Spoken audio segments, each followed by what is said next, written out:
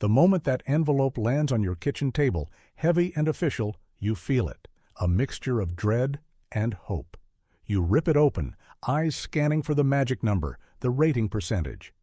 But then you hit the wall of jargon. The VA rating letter, that dense, multi-page document, is supposed to be your clear explanation, your roadmap to benefits. Instead, for most veterans, it's a deliberately confusing obstacle course, a bureaucratic maze designed not to inform you, but to wear you down.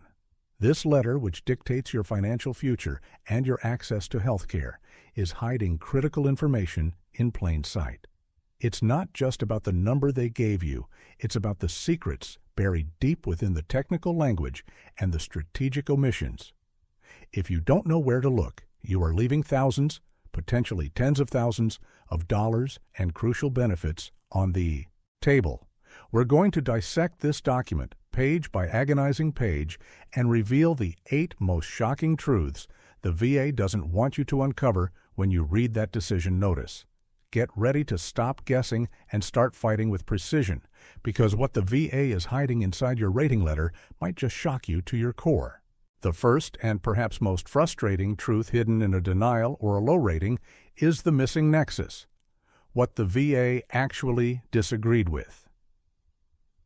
When the VA says service connection is denied, it sounds final, absolute. But that statement is a massive oversimplification that masks the specific, technical reason they rejected your claim. Think of service connection as a 3-legged stool. You need an in-service event or injury, a current official diagnosis from a medical professional, and the crucial third leg, the medical link, or the nexus, connecting the two. If the VA denies your claim, they are telling you that one of those 3 legs is missing or broken. But the rating letter often fails to clearly articulate which leg they found faulty, and that ambiguity is intentional. If they simply state, the evidence does not show that your current condition is related to your service, they have given you the conclusion, but not the methodology. This is the difference between being told you failed a test versus being shown the specific questions you answered incorrectly. Without knowing the specific point of failure, you cannot effectively appeal. Did they deny the existence of the in-service event? Did they argue that your current diagnosis isn't severe enough or is misdiagnosed? Or, most commonly, did they deny the nexus, the medical opinion that links the event to the diagnosis? The true shock comes when you dig into the Reasons for Decision section and find the discussion of the Compensation and Pension (C&P) exam. The VA examiner, who is often contracted and may spend less than 15 minutes with you, is the gatekeeper. If their opinion states that the relationship between your service and your current disability is less likely than not, that is the death blow. The rating letter will often summarize this finding robotically, saying, "The examiner opined that there is no nexus." But what they are hiding is the reasoning behind that opinion. Did the examiner disregard your lay statements? Did they fail to review your entire service treatment record? Were they relying on outdated medical literature? The VA is required to provide a clear summary of the evidence they relied upon, and if that summary focuses almost exclusively on the negative C&P opinion while glossing over favorable private medical opinions you submitted, that is your first clue. They are hiding the fact that they simply chose to prioritize their own contractor's opinion, which they are legally allowed to do, but they must provide a reason why your favorable evidence was given less weight. If the letter simply says, "We relied on the C&P exam," and doesn't explain why your private doctor's detailed nexus letter was insufficient, they have given you a massive opening for an appeal, specifically a higher-level review, HLR, or a supplemental claim with a rebutting opinion. They deny the claim based on a perceived lack of nexus, but they often conceal the specific flaw in the nexus opinion they accepted, forcing you to guess where to focus your rebuttal. If you're not looking for the specific clinical language the C&P examiner used, the exact words that broke the connection, you'll be shooting in the dark. You must Find the precise sentence in the C&P summary that says "not related" and attack that specific medical assertion, not the VA's general conclusion. This lack of precision in the denial is a deliberate strategy to make the appeal process amorphous and overwhelming.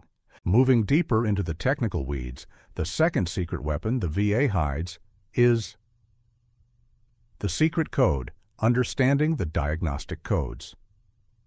When you receive a rating, whether it's 10%, 50%, or 100%, that number isn't pulled out of thin air. It's tied to a specific diagnostic code, DC, found in the VA's schedule for rating disabilities, 38 CFR Part 4. This code is the literal translation of your medical condition into a percentage. What the VA hides is that a single medical condition, say a chronic knee issue or a mental health diagnosis, can often be rated under multiple different diagnostic codes, and the difference between them can mean thousands of dollars.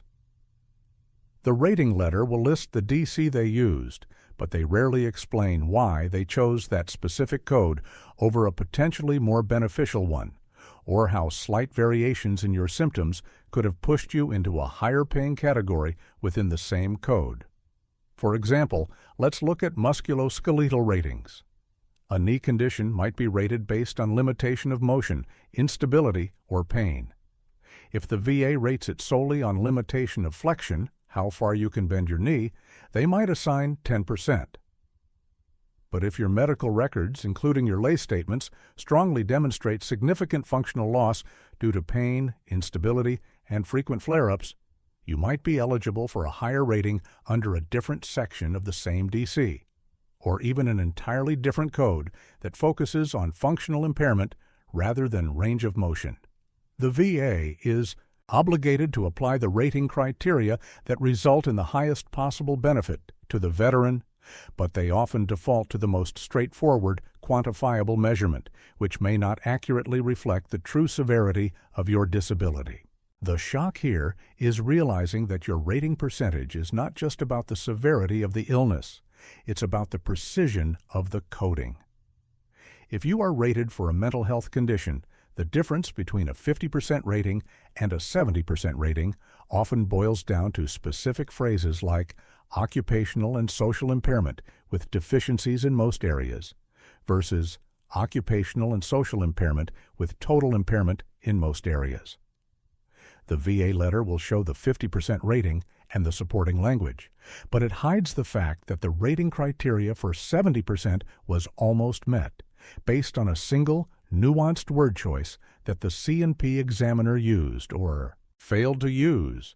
If your rating letter uses language that seems to perfectly describe the 50% threshold, but your personal experience and buddy statements describe symptoms that clearly cross into the 70% criteria, e.g., suicidal ideation, inability to maintain employment, persistent panic attacks, the VA has deliberately chosen the lower bar.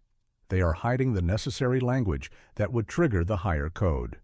You need to pull the specific diagnostic code from your rating letter and compare it line by line with the full 38 CFR Part 4 to see exactly what symptoms you are missing.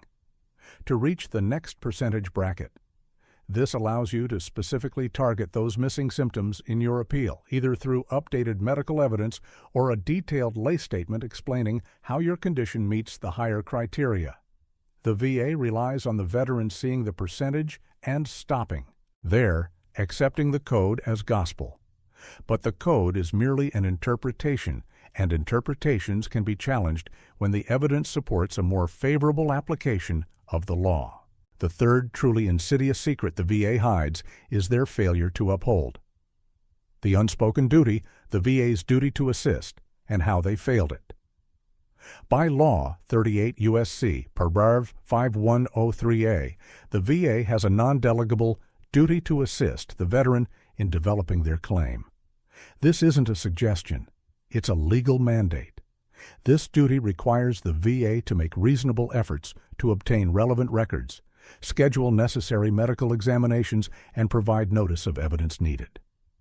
When a claim is denied, or even when a low rating is assigned, the rating letter will rarely, if ever, acknowledge a failure in this duty. Instead, it will often state, "We considered all the evidence of record," implying a thorough review. But the shock is discovering that they didn't consider all the evidence because they failed to obtain it, or they failed to develop the claim fully. For example, if you mentioned in your initial application that you were treated by Dr. Smith at a civilian hospital in 2005, the VA is required to make a reasonable effort to obtain those records. If they sent one request and the hospital failed to respond, the VA often simply moves on, stating in the rating letter that the records were not available. They are hiding the fact that their duty requires more than a single, half-hearted attempt. They must follow up, notify you of the difficulty, and potentially help you identify alternative sources. Furthermore, the duty to assist extends deeply into the quality of the CNP exam itself. If your medical condition involves multiple symptoms, say headaches, vertigo, and chronic neck pain, and the VA only schedules you for a CNP exam focused narrowly on the neck pain, they have potentially failed their duty to assist by not developing the claim for the other symptoms that were clearly noted in your application or medical history. The rating letter will deny the vertigo and headaches due to lack of evidence, but it hides the fact that the VA itself was responsible for generating that evidence by scheduling the appropriate specialized examination. This is not just a procedural error. It's a legal failure that can be used as the basis for a higher-level review, HLR.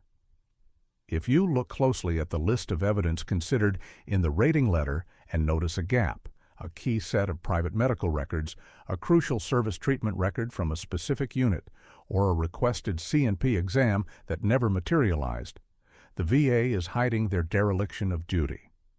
They want you to believe the evidence simply doesn't exist, when the truth is they failed to meet their legal obligation to find it.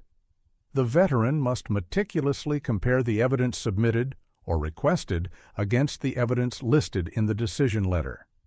If there is a discrepancy, the VA has concealed a failure of the duty to assist, which is a powerful lever for overturning a decision, as it demonstrates the decision was based on an incomplete record, a clear procedural error. This is a critical point that the VA hopes you overlook, that their administrative shortcomings, not your medical condition, are the true reason for the denial. The fourth piece of concealed information is directly related to the evidence that was reviewed. The evidence they ignored, identifying the missing pieces and why they didn't count. Every rating letter contains a section summarizing the evidence considered. This section often appears comprehensive, listing service records, private records, and the CNP exam. However, the shock comes when you realize that considered does not mean given weight. The VA is legally allowed to weigh evidence differently, often favoring the opinion of its own examiners, the VA or contractor's CNP doctor, over the opinion of your treating physician. But they must provide a rationale for this disparity. If your rating letter dismisses a favorable nexus letter from your longtime treating specialist, saying simply, "The VA relies more heavily on the findings of the CNP examiner," they are hiding the specific reasons why your specialist's opinion was deemed less credible or less probative. They are hiding the fact that they are required to address the specific findings of your private doctor, not just dismiss the conclusion. For example, if your doctor cited specific medical literature supporting the nexus, the VA must explain why that literature is irrelevant or outweighed by other evidence.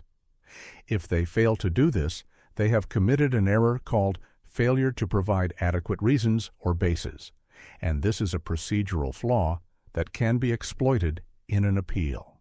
This concealment extends powerfully to lay evidence, the statements from you, your spouse, your friends, or fellow service members, buddy statements.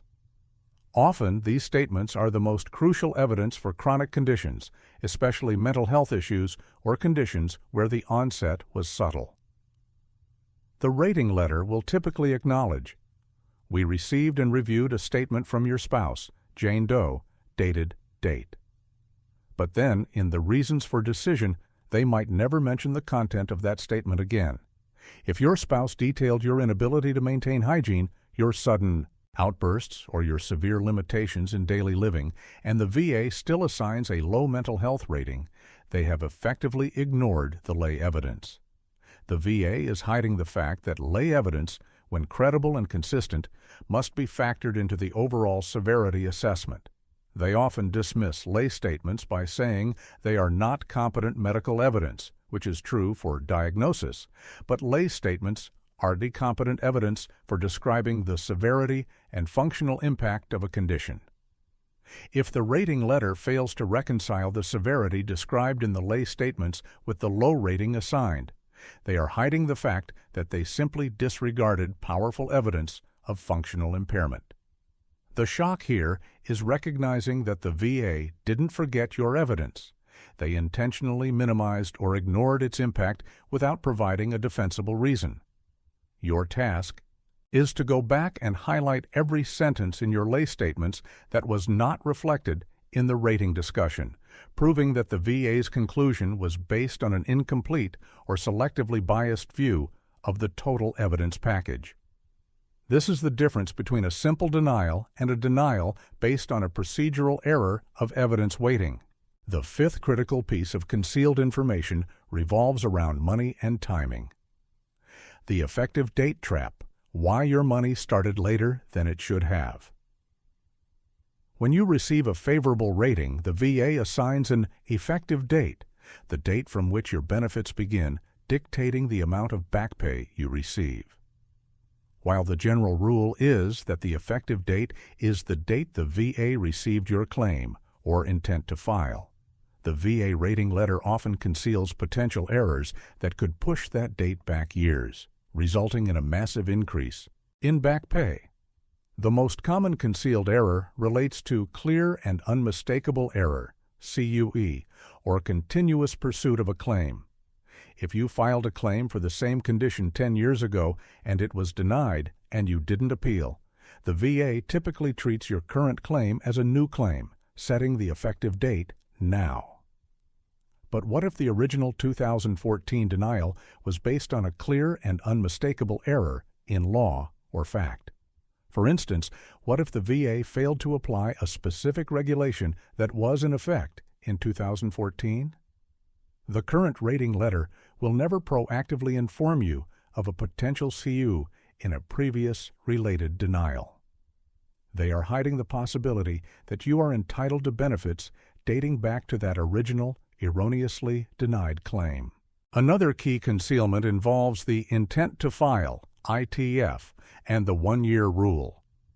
The VA will often set the effective date based on the date of the formal claim, even if you had an ITF filed earlier. They are required to use the earliest possible date.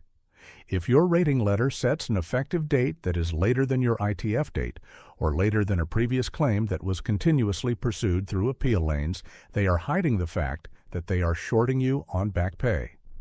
Furthermore, the rating letter will often fail to adequately explain the concept of entitlement.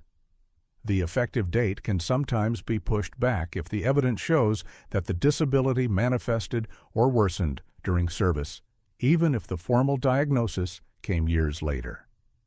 For conditions that worsen progressively, like Agent Orange-related illnesses or certain chronic conditions, the VA is required to look at the earliest date the condition was reasonably ascertainable. The shock is that the VA often defaults to the most recent, easily verifiable date, like the date of the C&P exam or the date of the formal claim, hiding the historical evidence in your records that could justify an earlier date.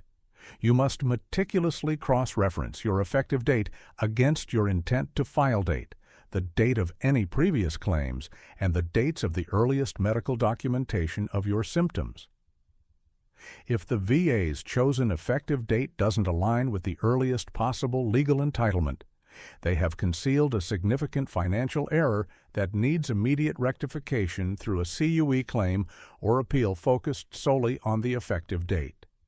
This is one area where thousands of dollars are routinely lost simply because the veteran trusts the date printed on the letter. The sixth and most valuable secret for veterans with complex or severe disabilities is the backdoor to SMC. Special monthly compensation clues, hidden in plain sight. Special monthly compensation, SMC, is additional tax-free compensation paid to veterans with specific severe disabilities or combinations of disabilities that go beyond the standard 100% rating. The VA rating letter almost never explicitly states, "You might be eligible for SMC."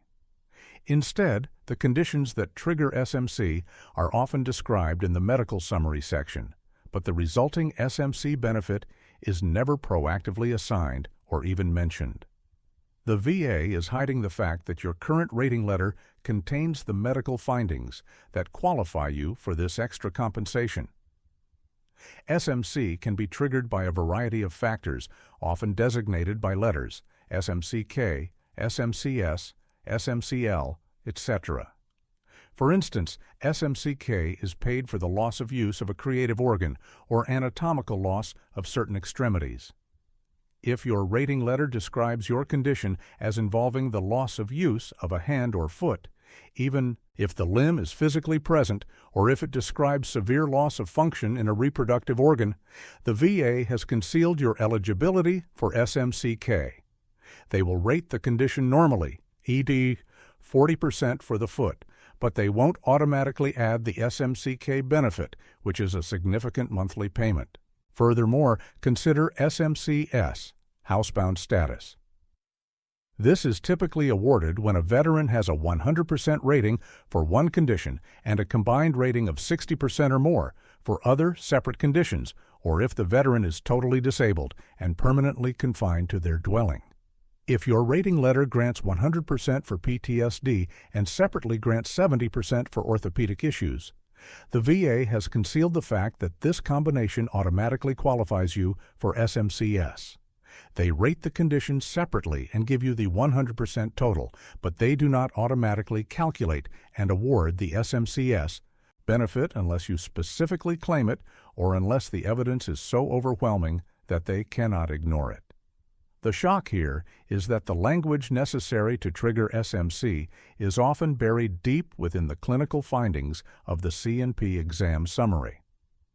Look for phrases like requires aid and attendance, unable to perform activities of daily living, loss of use, or descriptions of severe limitations in mobility or cognitive function. These medical descriptions are the backdoor keys to SMC. The VA hopes you see the 100% rating and assume you've reached the ceiling. But for many veterans, SMC is the true ceiling, and the rating letter is concealing the qualifying findings, forcing the veteran to manually cross-reference the medical descriptions in their letter with the complex SMC rules, 38 CFR, Paragraph 350.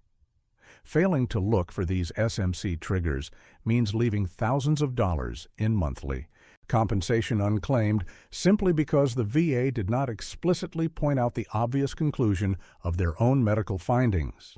The seventh crucial element the VA obfuscates is the appeal deadline, misdirection, the true clock, and the importance of the NOD HLR. When you receive a denial or an unfavorable rating, the letter prominently features the one-year deadline to appeal. This deadline is absolutely critical, but the VA's presentation of the appeal options often misdirects the veteran into choosing the least advantageous path or believing the clock is more absolute than it actually is. The VA is hiding the strategic difference between the three modern appeal lanes: the supplemental claim, the higher level review, HLR, and the Board of Veterans' Appeals, BVA, review. If the veteran simply files a new claim after the one-year deadline, they lose the original effective date. The VA hopes you miss the one-year window to file a Notice of Disagreement, NOD, or an HLR, which preserves your original effective date. The shock is that the rating letter often fails to clearly explain that the supplemental claim path allows you to introduce new and relevant evidence, and still potentially preserve your effective date. If the evidence relates to a claim that was continuously pursued. They often present the HLR as a simple review of the existing evidence, which is true, but they conceal that the HLR is the best path to challenge a procedural error or a failure of the duty to assist, secret number 3. If the VA failed to get records, an HLR is often the fastest way to force them to acknowledge that error and send the claim back for correction. Furthermore, the VA hides the complexity of the BVA options. The rating letter will mention the BVA, but it won't detail the difference between the 3 BVA dockets: direct review, fastest, no new evidence; evidence submission, slower, new evidence allowed; and hearing, slowest, personal appearance. They are hiding the strategic choice that needs to be made immediately. Most veterans, overwhelmed by the jargon, simply choose the first option or delay action, allowing the 1-year clock to run out, thereby losing the crucial link to the original filing date. The VA's decision letter is designed to be a final statement, but it is actually the starting gun for a strategic appeal. The VA is hiding the fact that the clock is not just ticking, it's ticking down to the preservation of your initial effective date. If you miss that year, the monetary cost is permanent. The veteran must read the appeal section not as a set of choices, but as a strategic map, understanding that the VA is hoping you make a non-strategic choice or simply give up due to confusion and the perceived finality of the decision. The key is recognizing that the 1-year deadline applies to preserving the original effective date, and that the choice of appeal lane should be dictated by the specific error, procedural, medical, or evidentiary, identified in the hidden truths of the letter. Finally, the 8th forward-looking secret concealed within a denial or low rating is the secondary service connection blueprint. Clues for future claims. If your claim for a specific condition is denied, or if it receives a low rating, the VA rating letter often contains language that can be immediately leveraged to file a successful secondary claim. The VA is hiding the fact that their current decision, even if unfavorable, provides the necessary foundation for future success. A secondary service connection is when a service-connected condition causes or aggravates a new, separate condition. For instance, if you receive a 50% rating for a severe lower back condition and the rating letter describes the condition as causing significant gait changes and reliance on pain medication, the VA has implicitly laid the groundwork for secondary claims. They have established the severity and functional impact of the primary condition. The shock is that the rating letter is a blueprint for your next claim. If your back pain causes you to walk differently, leading to chronic knee or hip problems, the VA's description of your gait changes, found in the C&P summary or the medical evidence review, serves as evidence that the back condition is severe enough to cause secondary issues. The VA hopes you focus only on the denial of the primary claim and stop fighting. This is especially true for mental health. If you are service-connected for a physical disability, severe TBI or orthopedic injury, and the rating letter notes that the condition has caused significant limitations in social functioning or chronic pain requiring strong medication, this language is gold for filing a secondary claim for depression, anxiety, or medication side effects. The VA has acknowledged the severity of the primary condition, and you simply need a medical nexus opinion linking that established severity to the new secondary diagnosis.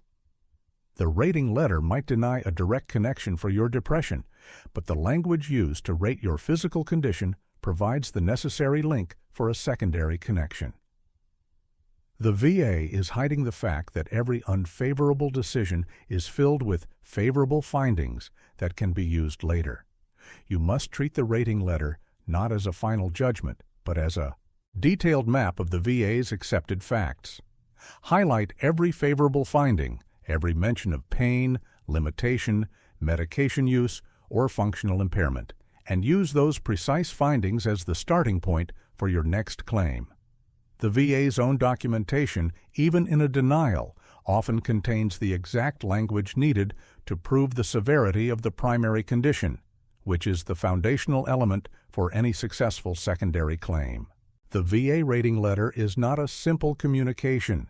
It is a legal document crafted to minimize the VA's liability and streamline the administrative process, often at the veteran's expense. By concealing the specific failure of the nexus, obscuring the optimal diagnostic code, failing to acknowledge their own lapses in the duty to assist, minimizing the weight of favorable evidence, setting an artificially late effective date, neglecting to offer special monthly compensation, misdirecting appeal strategy, and failing to reveal the blueprint for secondary claims, the VA transforms a simple decision notice into a powerful tool of bureaucratic attrition. To truly master this process, you must approach the rating letter with the mindset of a legal investigator. You must identify the specific technical errors, not just the general feeling of being wronged. Pull out the 38 CFR, compare your evidence line by line with the evidence they acknowledged, and cross-reference the medical descriptions against the criteria for higher ratings and SMC. The VA is counting on you being overwhelmed by the sheer volume of the document and the complexity of the jargon. Do not let them win. The secrets are there, buried beneath layers of bureaucratic phrasing, and uncovering them is the key to maximizing your benefits and finally receiving the compensation you earned and deserve. Your fight is not over when the letter arrives. It has just begun, and now you have the map to navigate the maze.